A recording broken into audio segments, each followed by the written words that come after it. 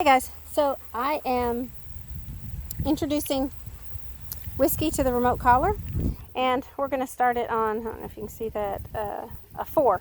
So what I'm looking for is any sign that he gives me that he feels the stimulation. So it could be an ear twitch, it could be turning his head, it could be eyebrow movement, it could be anything. Every dog is different on what they say. So, what they do to give you an indication that they feel something.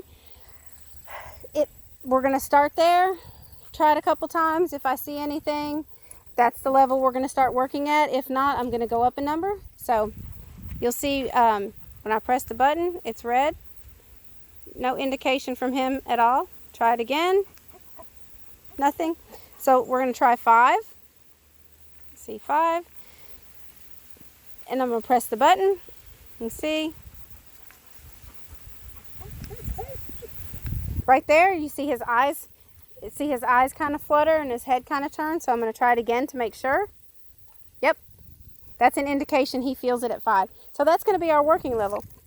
So now, if you have done things appropriately and you have put the leash on your dog and properly taught your dog what leash pressure is, like I give him pressure, he comes to me. Good job. All right. So we need to have that as a foundation first. We need to have some understanding of what commands are before you want to put your remote collar on and start layering it over everything. You don't want to just put it on there and start pressing buttons and expect your dog to know what to do.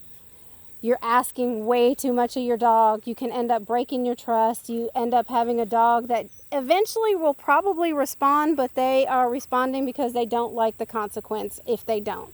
But you leave them to figure out a lot of things.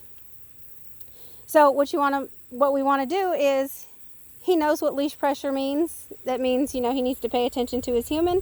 So now he has this new sensation. We're going to layer that over. So when I press the button, I'm going to, at the same time, give him a little leash pressure. And as soon as he turns to acknowledge me, I'm going to let off of the remote. So we're going to repeat until I don't need any leash pressure anymore, and he automatically turns and we recall. He will now understand that the sensation, this new sensation he feels, also means give me attention. So let's go. Yes, good boy. Now if I just start putting this pressure on, if he has a solid recall already, I could maybe put that pressure, the remote collar, use the remote collar sensation on him. It's just another form of pressure, like spatial pressure or leash pressure. I could put that sensation on him and try to recall him and have him come to me, but it may confuse the dog because it's a new sensation. So we want to set our dogs up for success. We want them to still want to actively, willingly, happily engage with us and enjoy their outside. We don't want them to see the remote collar in a negative way. We don't want that to shut them down and turn them into a robot. We don't want to use it just for correction measures. This is just merely to give our dogs some freedom. What are you doing? Give our dogs more freedom off leash. And Mom does a lot of hiking and things like that with Whiskey, so he's going to have an active life. So right there, he's not paying attention.